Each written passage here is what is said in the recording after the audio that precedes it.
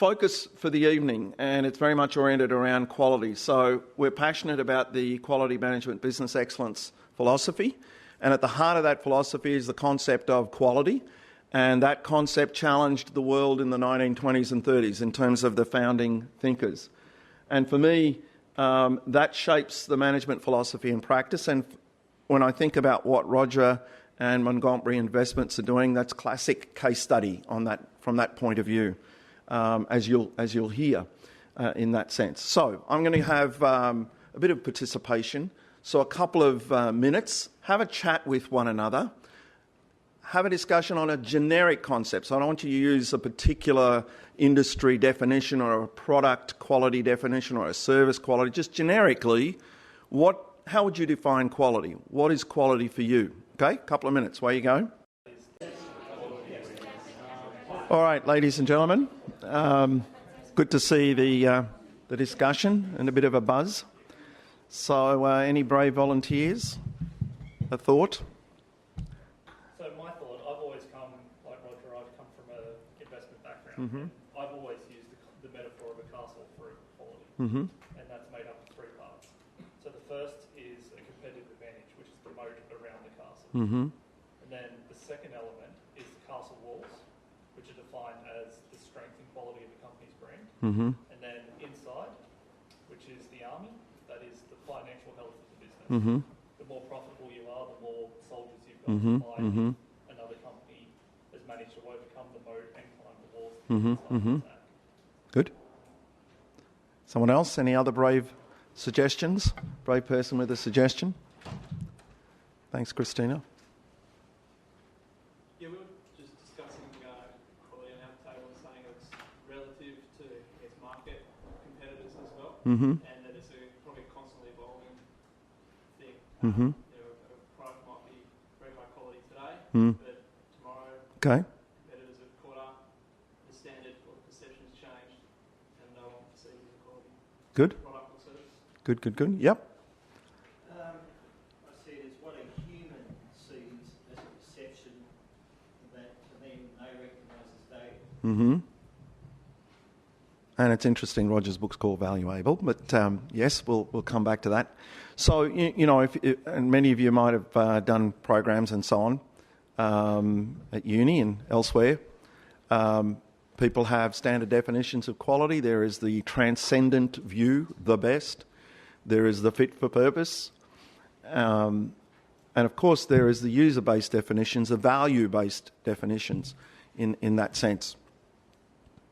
Lots of people have written about the dimensions of service quality and product quality and so forth. The reason I want to raise this is, I guess, you know, the whole theme of the evening was how a perspective on quality actually drove a management philosophy that shaped and changed the world a lot. Some people call it the quality revolution, the customer revolution, etc. And the three guys you see up here, Walter Shewhart sitting in the middle, influencing Joseph Duran and Edwards Deming, two of the founding thinkers around this. And they reacted to the way management philosophy was carrying on early in the Industrial Revolution, had a different view. Didn't really get recognised post-Second World War. By that stage, that influenced what was happening in Japan and so forth. But you see the terms down the bottom. There was a shift from quality control and a reaction to trying to be a high-performing organisation by inspecting and waiting for things to happen, through to a much more holistic philosophy that grew out of realising that's not going to help. You know, by that stage, you're already dead, you've already made the mistake, etc. We want to engineer predictable performance in that sense. So these guys had a big influence, and I'm just going to put that definition that Edwards Deming raised up and see what you think for a minute. Good quality doesn't necessarily mean high quality. It means a predictable degree of uniformity and dependability at low cost with quality suited to the market. A very much value proposition in there. I kind of reframed it like this if I was going to give guidance about what anybody should be doing at an organisational level or even lower. Deliver what the market wants at a price they're willing to pay. So already there's a value exchange, but you've got to do it in a predictable, dependable fashion without generating a lot of waste, or else those comments you've made about financial strength is not going to be there in that sense. Now, that concept changed the way in which a lot of people were thinking about management. If you're not familiar with the business excellence philosophy, 5 principles really emerged. One was classically the concept of outside-in thinking. You better be understanding who your market is and what they want, the nature of the experience they desire. You better have an appreciation of a system, so think from a systems perspective. If you're designing a value stream to actually deliver that in a predictable and dependable fashion, you have to become an architect and design it. And I think, having experienced the organisation Roger runs, there is a classic pattern to what they're doing, driven by their understanding of the nature of the experience they're trying to give, the strategy they're trying to play out. It's a case study in that sense, a classic one. And of course, you better understand performance, and so this notion of measurement, deliver in a predictable way in that sense. So that spine is critical. Deming's concept was there is no substitute for knowledge, was how he operated. And again, when I see what Roger does, I kind of see that pattern emerging. And of course, you've got to engage people. Deming felt people were prisoners of the system they were in. If they didn't get released to work on the system, kiss goodbye to actually improving your organisation. So for them, there was a huge focus on releasing people to work on the system. Now that emerged from that definition of quality. If you're going to actually make sure that your performance is high quality, high performance, too late to actually focus in on the product and inspect it in at the last minute.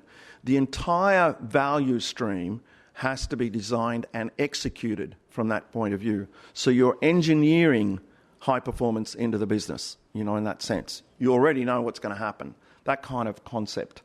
And so this picture that I've got up here is, in essence, the concept of understand the market, make sure you design the value stream with clear activity to fit the kind of experiences that you want to deliver. And of course, you've got a scorecard that matches up to that strategy. Things aren't going to go right. When you deal with a complex system, things aren't going to go right. You need a good learning process, a good methodology for change, if you like, to fix up the gaps. And that, in essence, for me, describes the business excellence philosophy. In essence, it starts with what do we mean by quality? How do we actually design that in? Now we've got to execute and get better at it. That, for me, is the quality management philosophy, and why it's called total quality management, why it's called business excellence, and all of the understanding behind it. So in Australia, for example, and now this is not working, in Australia we have business excellence models, where leadership, the way in which you call out strategy, your gathering of customer and market intelligence, you shaping the way in which you run your operations, hence the term operational excellence, your engagement of staff, and the platform of measurement to actually drive high performance in that sense. What does high quality organisations look like, in that sense? So yes, performance, but it comes from setting up a system that's going to deliver that. That's what this philosophy focuses on, not just the end state.